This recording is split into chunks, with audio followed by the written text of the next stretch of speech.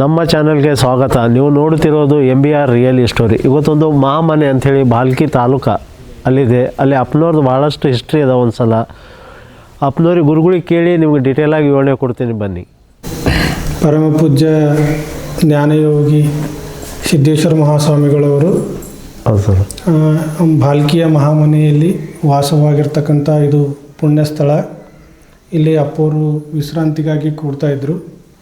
ಈ ಕಡೆ ಒಳಗೆ ಇಲ್ಲಿ ಅವರು ಧ್ಯಾನ ಮಾಡ್ತಕ್ಕಂಥ ರೂಮ್ ಇದೆ. ಇದು ಚನ್ನಬಸವಣ್ಣ ಬಳತೆ ಅವರ ಹೊಲದಲ್ಲಿ ಇದು ಭವ್ಯವಾದ ಬಂಗ್ಲೆ ಇದ್ದು, ಇದೇನಪ್ಪ ಅಂದರೆ ಸಿದ್ದೇಶ್ವರ ಅಪ್ಪರ ಸಲುವಾಗಿಯೇ ಈ ಭವ್ಯವಾದಂಥ ಬಂಗ್ಲೆ ನಿರ್ಮಾಣಿಸಿ ಸುಮಾರು 52 ದಿನಗಳ ಅವರು ಇಲ್ಲಿ ವಾಸ್ತವಾಗಿದ್ದರು. ಇದು ಧ್ಯಾನದ ಕೋಣೆ ಅದ. ಆಮೇಲೆ ಅವರು ವಿಶ್ರಾಂತಿ ಕೋಣೆ ಈ ಕಡೆ ಇದೆ.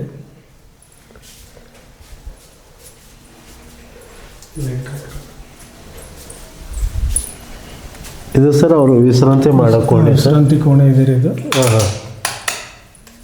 ಇದು ಅವ್ರದ್ದೆಲ್ಲ ಅವ್ರು ಇಲ್ಲಿ ವಾಶ್ರೂಮ್ ಇದೆ. ಆಮ್ಯಾಗ ಅವರು ಮಲ್ಕೊಳ್ಳೋದು, ಆಮ್ಯಾಗ ಅವ್ರು ಯೂಸ್ ಮಾಡಿರ್ತಕ್ಕಂಥ ಎಲ್ಲ ವಸ್ತುಗಳನ್ನು ಅವರು ಇಲ್ಲೇ ಇಟ್ಟಾರೆ. ಈಗ ಅದು ಮುಂದೇನಪ್ಪ ಅಂದ್ರೆ ಒಂದು ಅವ್ರದ್ದು ವಸ್ತು ಸಂಗ್ರಹಾಲಯ ರೀತಿ ಪೂಜೆ ಮಾಡ್ಕೊಂಡಿದ್ದು ತೀರ್ತಿದೆ. ಮತ್ತು ಈಗ ನಾವು ಸುವರ್ಣಾಕ್ಷರಗಳಲ್ಲಿ ಅಂತ ಹೇಳ್ತೀವಲ್ಲ, ಆ ರೀತಿ ಸುವರ್ಣದಲ್ಲಿ ಏನಪ್ಪ ಅಂದ್ರೆ ಸಿದ್ದೇಶ್ವರ ಅಪ್ಪರದು ಭಾವಚಿತ್ರವನ್ನು ತೆಗ್ಸ್ಯಾರ ಅವರು, ಸಣ್ಣ ಬಳತೆ ಅವರು. ಈಗ ಪರಮ ಪೂಜ್ಯ ಸಿದ್ದೇಶ್ವರ ಮಹಾಸ್ವಾಮಿಗಳು ಅಂತೇಳಿ ಅದು ಸುವರ್ಣಾಕ್ಷರದಲ್ಲೇ ಬರೆದಿದೆ ರೀ. ಓಹೋ, ಬಂಗಾರದ ಅದು ಕೊಟ್ಟೆ. ಹೌದೌದು ಸರ್. ಅವರು ಪೂಜೆ ಮಾಡ್ಕೊಂಡಿರ್ತಕ್ಕಂಥ ತೀರ್ತಿದೆ. ತೀರ್ತು ಇವರು ಅವರು ಎಲ್ಲ ಪಾದರಕ್ಷೆಗಳು ಹಾಕೊಂಡು ಇಟ್ಕೊಂಡು ಅವರು ಅದು ಚೇರು ಅವ್ರು ಕುಂತಿದ್ದು, ಅವ್ರು ವಿಶ್ರಾಂತಿ ಮಾಡಿರ್ತಕ್ಕಂಥ ಇದು ಬೆಡ್, ಅವ್ರ ಮಚ್ಚರ್ದಾನಿ ಎಲ್ಲ.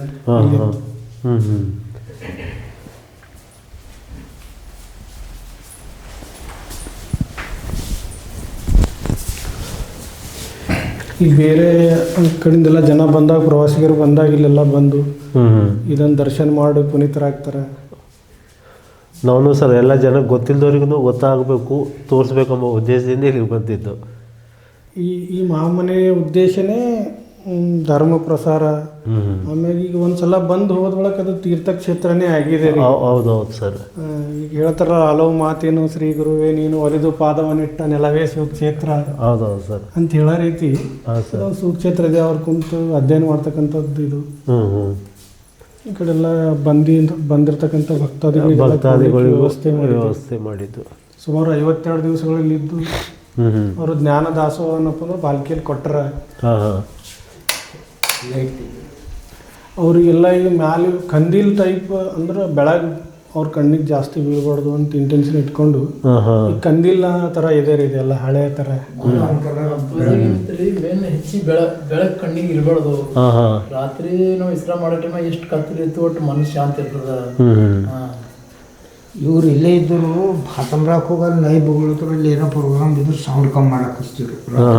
ಈಗ ಅವರು ಬಳಸಿರ್ತಕ್ಕಂಥ ಬಟ್ಟೆಗಳು, ಅವ್ರ ಪುಸ್ತಕ, ಪೇಪರ್ ಅದನ್ನೆಲ್ಲ ನಾವು ಅದೇ ರೀತಿ ಸುರಕ್ಷಿತವಾಗಿ ಸರ್ ಸಾರಿ ಎಲ್ಲ ಅವರು ಬಳಸಿದ ವಸ್ತುಗಳನ್ನು ಯಾವ ಅದನ್ನು ಮುಂದೆ ಒಂಥರ ಮ್ಯೂಸಿಯಂ ಟೈಪ್ ಆಗ್ಬೋದು. ಅಚ್ಚಾ ಅವ್ರು ಓದಿರ್ತಕ್ಕಂಥ ಪುಸ್ತಕಗಳು ಅದಾವೆ, ಪೇಪರ್ ಅದಾವ. ಅವ್ರು ಬದ್ದವರು ವಿಶೇಷ ಅದನ್ನೆಲ್ಲ ಬರ್ದು ಅವರೆಲ್ಲ ಇಲ್ಲಿ ವಿಸಿಟ್ ಕೊಟ್ಟಿರ್ತಕ್ಕಂಥವ್ರೆಲ್ಲ ಈ ರೀತಿ ಅಪ್ಪಾಜಿ ಹಸ್ತಾಕ್ಷರಗಳವ.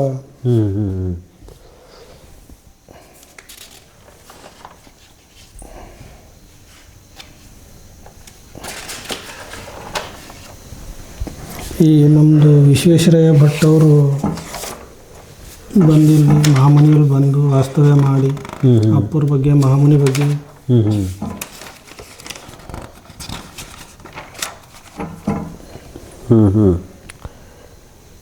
ಅವ್ರು ಬೆಂಗಳೂರು ಆರ್ತಿಯವರು ಅವರು ಎಲ್ಲ ಭಾಳ ಮಹಾನ್ ಮಂದಿ ಪ್ರಭು ಇದ್ದರು. ಅದ್ಭುತ ಮಹಾನ್. ಅಲ್ಲಿ ಗೋಷ್ಠಿ ನಡೀತಿದ್ರಿ. ಗದ್ದಿಗೆ ಮೊದಲು ಅಪ್ಪರಿಗೆ ಬರ್ಲಿಕ್ಕೆ 6 ಇಂಚಿನ ಮೆಟ್ಲುಗಳಿದ್ದು. ಬೇರೆ ಕಡೆ ಪ್ರವಚನಕ್ಕೆ ಹೋದಾಗ ಅಪ್ಪವರು ಕಾಲಿಗೆ ಗಾಯ ಆದ ನಂತರ ಅವರು ಮತ್ತೆ ಇಲ್ಲೇ ಬಂದಾಗ ಅವ್ರಿಗೆ ಮ್ಯಾಗ್ ಬರ್ಲಿಕ್ಕೆ ತೊಂದರೆ ಆಗಬಾರ್ದು ಅಂಥೇಳಿ ಬಳತೇಜಿ ಅವ್ರು ಏನು ಮಾಡಿದ್ದಾರೆ, ಒಂದು 4 ಇಂಚಿನ ಸಿಡಿ ಈ ರೀತಿ ಅಪ್ಪೋರಿಗೆ ಇದು ಆಗಲಿ ಅಂತ ಬ್ಯಾಡ್ ಅಂತಿರು ಲಿಫ್ಟ್ನಾಗ ಬರ್ತಿದ್ದಿಲ್ಲ ಅವ್ರು ಅದಕ್ಕೆ 4 ಇಂಚಿನ ಚಿಡಿ ಮಾಡ್ಸ್ಯಾರ. ಹಾಂ ಹಾಂ ಮತ್ತು ಮಳೆ ಏನಾದರೂ ಬಂದರೂ ಅಪ್ಪೋರಿಗೆ ವಾಕಿಂಗ್ ತೊಂದರೆ ಆಗಬಾರ್ದು ಅಂತೇಳಿ ಇದು ಹಾಂ ಹಾಂ ಈ ತಗಡ್ದೇನೋ ಸೇಟ್ ಗಾರ್ಡ್ ಮಾಡ್ಸ್ಯಾರ ಇದು ಮೇಲೆ. ಹಾಂ ಹಾಂ ಇದ್ರೊಳಗೆ ವಾಕ್ ಮಾಡ್ಬೇಕಂತ. ಹಾಂ ಹಾಂ ಮತ್ತು ಇವೆಲ್ಲ ಮರಗಳು ಸಿದ್ದೇಶ್ವರ ಅಪ್ಪರು ತಮ್ಮ ಕೈಯಾರೆ ನೀರು ಹಾಕೋದಾಗ್ಲಿ ಬೆಳೆಸೋದಾಗ್ಲಿ ಮಾಡಿದ್ದಾರೆ ಇವಕ್ಕೆಲ್ಲ. ಅವ್ರ ಜೊತೆ ಇದ್ದಂಥ ಸಾಧಕರೆಲ್ಲ ಒಂದೊಂದು ಮರಗಳು ಹಚ್ಚಿ ಹೋಗಿದ್ದಾರೆ. ಅಚ್ಚಾ ಅಚ್ಚಾ ಅಚ್ಚಾ. 52 ದಿವಸಗಳ ಪರ್ಯಂತ ಸುಮಾರು ಒಂದು 100-150 ಮಠಾಧೀಶರು ಹಾಂ ಹಾಂ ಇಲ್ಲೆಲ್ಲ ಬಂದು ವಾಸ್ತವ್ಯ ಮಾಡಿ ಅಪ್ಪರ ಜೊತೆ ವಚನಶಾಸ್ತ್ರದ ಮ್ಯಾಲಾಗಲಿ ಮತ್ತು ಇತರ ಧರ್ಮ ಗ್ರಂಥಗಳ ಮ್ಯಾಗ ಅಧ್ಯಯನ ಚಿಂತನ ಮಂಥನ ಎಲ್ಲ ಇಲ್ಲಿ ಸುಮಾರು ದಿವಸ ನಡೆದದ. ಮತ್ತು ಅಲ್ಲಿ 2-3 ಗುಡಿಸಿಲ್ ಅದಾವ್ರಿ. ಹಾಂ ಹಾಂ ಈಗ ಈ ಹಳ್ಳಿ ಟೈಪ್ ಗುಡಿಸಿಲ್ಲ, ಅಲ್ಲಿ ಸ್ವಿಮ್ಮಿಂಗ್ ಪೂಲ್ ಅದ. ಹಾಂ ಹಾಂ ಈ ರೀತಿ ಎಲ್ಲ ಅಪ್ಪರು ನಡೆದಿದ್ದ ಚಿಡಿ ಮೇಲೆ ನಾವು ನಡೆದಿದ್ದೇವೆ. ನಾವು ಭಾಳ ಅದೃಷ್ಟವಂತರು. ಮತ್ತೊಂದ್ರಿ ಇದು ಕೆಲವ್ರು ಬುಕ್ಗಳ ಮಂದಿ ಬಲ್ಲ ಸಂಪತ್ತಿ ಇದ್ದಿರ್ಬೇಕು, ಎಷ್ಟೋ ಬಂಗಾರ ಇದ್ದಿರ್ಬೇಕು. ಹಾಂ ರೀ. ಮತ್ತು ಇವ್ರು ನಮ್ಮ ಚನ್ನಬಸವ ಬಳತ ಅಣ್ಣವ್ರ ಬಲ್ಲಿ ಇಲ್ಲಿ 52 ದಿವಸ ಏನು ಅಪ್ಪರು ಇದ್ದರಲ್ಲ, ಹಾಂ ರೀ. ಇಲ್ಲಿ ದಿನ ಒಂಥರ ಪ್ರಸಾದ ವ್ಯವಸ್ಥೆ ರೀ. ಬಂದಂಥ ಸುಮಾರು ಒಂದು 10-15 ಸಾವಿರ ಜನ ಪ್ರಸಾದ ಮಾಡ್ಕೊಂಡು ಹೋಗ್ತಿದ್ರು. ಬೆಳಗ್ಗೆ ಟಿಫಿನು, ಮಧ್ಯಾಹ್ನ ಊಟ, ರಾತ್ರಿ ಊಟ. ಸುಮಾರು 4 ರಾಜ್ಯಗಳಿಂದ ಆಹಾರ ತಯಾರು ಮಾಡ್ತಕ್ಕವ್ರಿಗೆ ತಂದಿದ್ರು. ತಂದೇನಪ್ಪ ಅಂದ್ರೆ ಅವ್ರಿಗೆ ಏನಪ್ಪ ಅಂದ್ರೆ ಎಲ್ಲ ರೀತಿ ಊಟದ ವ್ಯವಸ್ಥೆ ಇತ್ತು. ಇದು ಕಟ್ಟಿ ಎಷ್ಟು ವರ್ಷ ಆಯ್ತು ಸರ್ ಕನ್ಸ್ಟ್ರಕ್ಷನ್ ಆಗಿ? ಇದು 2000 ಅಪ್ಪರ್ ಬರ್ಲಿಕ್ಕಿಂತ ಮೊದಲು 1 ವರ್ಷ ಕಟ್ಟಿದ್ರಿ. ಲಾಕ್ಡೌನ್ಕಿಂತ ಪೈಲೆ ಚಾಲು ಆಗಿದೆ ಸರ್ ಇದು. 2021 ನವೆಂಬರ್ 4ರಿಂದ ಡಿಸೆಂಬರ್ 26 ಅಪ್ಪರು ಇಲ್ಲಿ ವಾಸ್ತವ್ಯ ಮಾಡಿದ್ರು. ಸುಮಾರು 52 ದಿವಸಗಳ ಪರ್ಯಂತ ಪ್ರವಚನ ಮಾಡಿದ್ರು ಅಲ್ಲಿ ಪುಣ್ಯಾಶ್ರಮದ ಅಲ್ಲಿ ಬಾಲ್ಕಿದಾಗ.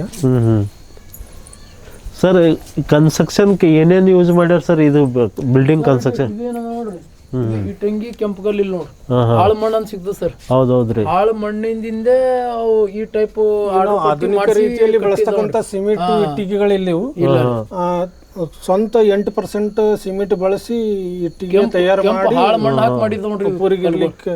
ಮತ್ತು ಪ್ರತಿಯೊಂದಲ್ಲಿ ಹೋದಾಗ ನೀವು ಕೆಳಗ ಈ ಫ್ಲವರ್ಸ್ ಎಲ್ಲ ಚೇಂಜ್ ಅದ ರೀ.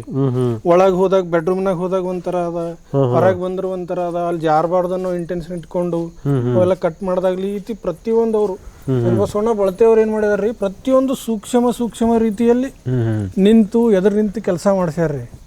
ಇವೇನ್ ಲೈಟ್ಸ್ ಕೂಡ್ಸ್ಯಾರಲ್ರಿ ಇಲ್ಲ, ಅವ್ರು ತಿರ್ಗಾ ಹೊತ್ತಿನಾಗ ಏನ್ ಕಾಲಿಗೆ ಹತ್ತಬಾರ್ದು ಅದು ಎಜ್ಜು ಅಂತ ಹೇಳಿ ಆ ರೀತಿ ಲೈಟ್ ಹಾಕ್ಸ್ಯಾರ್ರಿ. ಮತ್ತು ಸಂಡೇ ದಿವಸ ಇಲ್ಲಿ ಅಪ್ಪೋರ್ ಕುಂತು ಇಂಗ್ಲೀಷ್ನಾಗ ಪ್ರವಚನ ಮಾಡ್ತಿದ್ರು. ಇಲ್ಲಿ ಕೆಲವರು ಇಂಗ್ಲೀಷ್ ಯಾರಿಗೆ ಅರ್ಥ ಆಗ್ತದ ಅವರೆಲ್ಲ ಬಂದು ಬೆಳಗ್ಗೆ ಅಲ್ಲಿ ಪ್ರವಚನ ಇಲ್ದಾಗ ಇಲ್ಲಿ.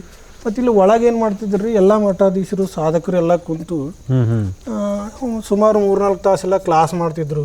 ಆ ಬಗ್ಗೆ ಎಲ್ಲ ಭಾಳಷ್ಟು ವಿಡಿಯೋಗಳು ರೆಕಾರ್ಡ್ ಎಲ್ಲ ಅದಾವ್ರಿ. ಬನ್ನಿ ಸರ್ ಒಳಗೊಂದ್ಸಲ ಹೋಗೋಣ. ಮನೆ ಅಂತೇಳಿ ನಾಮಕರಣ ಮಾಡಿದ ಅವರೇನಾ ಸರ್?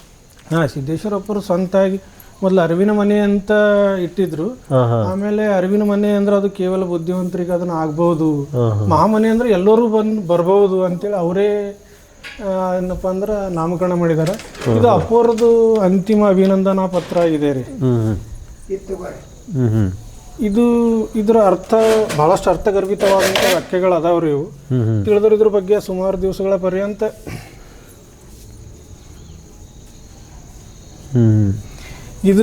ಈ ವಿಷಯಕ್ಕೆ ಸಂಬಂಧಪಟ್ಟಂಗೆ ಪ್ರವಚನ ಆಗ್ತದ್ರಿ.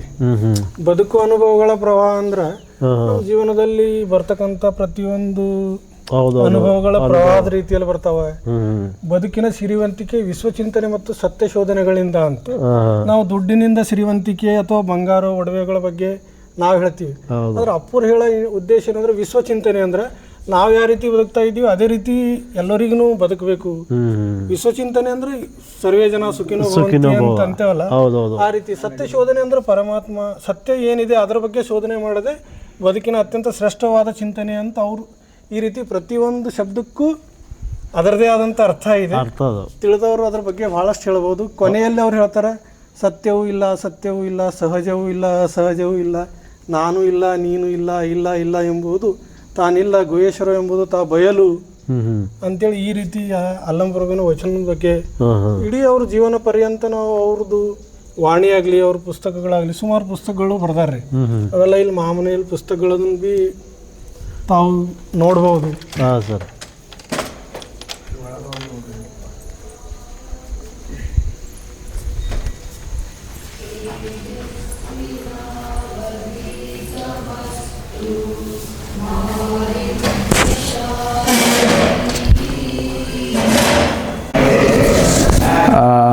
ಇದು ಮಹಾಮನೆ. ಪರಮಪೂಜ್ಯ ಸಿದ್ದೇಶ್ವರ ಅಪ್ಪಾಜಿಯವರ ಬಗ್ಗೆ ನಮಗೆಲ್ಲರಿಗೂ ಗೊತ್ತಿರೋ ಹಾಗೆ ಅವರು ಇಲ್ಲಿ 52 ದಿನಗಳ ಕಾಲ ಈ ಮಹಾಮನೆಯಲ್ಲಿ ಇದ್ದರು. ವಿಶೇಷ ಏನು ಅಂತಂದರೆ ಪರಮಪೂಜ್ಯರು ಮಹಾಜ್ಞಾನಿಗಳು ಅದೆಲ್ಲ ಗೊತ್ತಿರುವಂಥ ವಿಷಯ. ಆದರೂ ಕೂಡ ವಿಶೇಷ ಏನು ಅಂತಂತಂದರೆ ಮಹಾವೀರ, ಬುದ್ಧ, ಬಸವಣ್ಣ, ವಿವೇಕಾನಂದರ ನಂತರ ಯಾರಾದರೂ ಈ ನಾಡಿಗೆ ಬೆಳಕನ್ನು ಚೆಲ್ಲಿದರು ಅಂತಂದರೆ ಅದು ಪರಮಪೂಜ್ಯ ಸಿದ್ದೇಶ್ವರ ಅಪ್ಪಾಜಿಯವರು. ಅವರು ಪ್ರತಿ ವರ್ಷ ಬೇರೆ ಬೇರೆ ಕಡೆ ಪ್ರವಚನಗಳು ಮಾಡಿದ್ದುಂಟು. ಅದೆಲ್ಲ ನಮಗೆ ಗೊತ್ತಿರುವಂಥ ಸಂಗತಿ. ಆದರೂ ಕೂಡ ಒಮ್ಮೆ ಅವರು ಪ್ರವಚನ ಮಾಡಿದ್ದೇ ಆಯಿತು ಅಂತಂದರೆ ಮತ್ತೊಂದು ಸತಿ ಪ್ರವಚನ ಮಾಡಲಿಕ್ಕೆ ಅವರಿಗೆ ಸಾಕಷ್ಟು ಒಂದು ಸುಮಾರು 10-12 ವರ್ಷಗಳ ಸಮಯ ತೆಗೆದುಕೊಳ್ತಾ ಇತ್ತು. ವಿಶೇಷ ಏನು ಅಂತಂದರೆ ಅವರು ಎಲ್ಲೇ ಹೋದರೂ ಕೂಡ, ಎಲ್ಲೇ ಅವರು ಪ್ರವಚನ ಮಾಡಿದರು, ಅವರು ಎಲ್ಲೇ ಉಳಿದರೂ ಕೂಡ ಒಂದು 28-30 ದಿನಗಳು ಮಾತ್ರ ಉಳಿದಿದ್ದು ಒಂದು ದಾಖಲೆ ಇದೆ. ಆದರೆ 52 ದಿನಗಳ ಕಾಲ ಅವರೇನಾದರೂ ಎಲ್ಲಾದರೂ ಒಂದು ಕಡೆ ಉಳಿದಿದ್ದಾರೆ ಅಂತಂದರೆ ಅದು ಬಾಲ್ಕಿಯ ಮಹಾಮನೆಯಲ್ಲಿ ಮಾತ್ರ. ಇದು ಪರಮಪೂಜ್ಯರು ಬಂದು ಉಳಿತಾರೆ ಅನ್ನೋ ಕಾರಣಕ್ಕೋಸ್ಕರನೇ ಈ ಒಂದು ಮಹಾಮನೆಯ ಒಂದು ಕರ್ತೃಗಳಾದಂಥ ಚನ್ನಬಸವಣ್ಣ ಬಳತೆಯವರು ಇದನ್ನು ಕಟ್ಟಿದ್ದು. ಅವರಿಗೋಸ್ಕರ ಕಟ್ಟಿದ್ದಂಥ ಈ ಒಂದು ಮಹಾಮನೆ ಇವತ್ತಿಗೂ ಕೂಡ ಸಾಧು ಸಂತರು ಸಾಧಕರಿಗೋಸ್ಕರನೇ ಮೀಸಲಾಗಿಟ್ಟಿದ್ದಾರೆ. ಅದೊಂದು ವಿಶೇಷ. ಇಲ್ಲಿ ನನ್ನಂಥ ಸಾಧಕರು ಆಶ್ರಯ ಪಡೀತಾ ಇದ್ದಾರೆ, ಸೇವೆ ಮಾಡ್ತಾ ಇದ್ದಾರೆ. ಮತ್ತು ಇಲ್ಲಿರುವಂತಹ ಪರಮಪೂಜ್ಯರ ಜ್ಞಾನವನ್ನು ಪಡೆದುಕೊಳ್ಳಲಿಕ್ಕೆ ಸಾಕಷ್ಟು ಸದಾವಕಾಶವನ್ನು ಕೂಡ ನಮ್ಮ ಬಳತೆಯವರು ಮಾಡಿಕೊಟ್ಟಿದ್ದಾರೆ. ಅದೊಂದು ವಿಶೇಷದ ಒಂದು ಸಂಗತಿ ಅಂತ ಹೇಳ್ಬೋದು. ಕೃಷ್ಣ ಒಂದು ಕಡೆ ಹೇಳ್ತಾನೆ ಭಗವದ್ಗೀತೆಯಲ್ಲಿ, ನಾನು ಎಲ್ಲರ ಹೃದಯದಲ್ಲಿ ನಾನಿದ್ದೇನೆ ಅಂತೇಳಿ. ಅವನು ದೇವರು ಅಂತ ನಾವೆಲ್ಲ ಒಪ್ಕೊಂಡಿದ್ವಿ. ಆದರೆ ಪ್ರತಿಯೊಬ್ಬರಲ್ಲೂ ದೇವರನ್ನು ನೋಡಿದ್ದು ಯಾರಾದರೂ ಇತ್ತು ಅಂತಂದರೆ ಅದು ಪರಮಪೂಜ್ಯ ಸಿದ್ದೇಶ್ವರ ಅಪ್ಪಾಜಿಯವರು. ಯಾಕೆ ವಿಶೇಷ ಆಗ್ತಾರೆ ಅಂತಂದರೆ ಎದುರುಗಡೆ ಇರುವಂಥ ವ್ಯಕ್ತಿ ನಮ್ಮ ಎದುರುಗಡೆ ಬಂದಾಗ ನಾವು ಮೊದಲು ಅವನ ಹೆಸರು ಕೇಳ್ತೇವೆ, ನಂತರ ಅವನು ಯಾವ ಧರ್ಮ, ಆಮೇಲೆ ಯಾವ ಜಾತಿ ಅಂತ ನಾವು ಕೇಳ್ತೇವೆ. ಆದರೆ ಪರಮಪೂಜ್ಯರಿಗೆ ಎಲ್ಲರೂ ಕೂಡ ಒಂದೇ ರೀತಿಯಲ್ಲಿ ನೋಡ್ತಾ ಇದ್ದರು.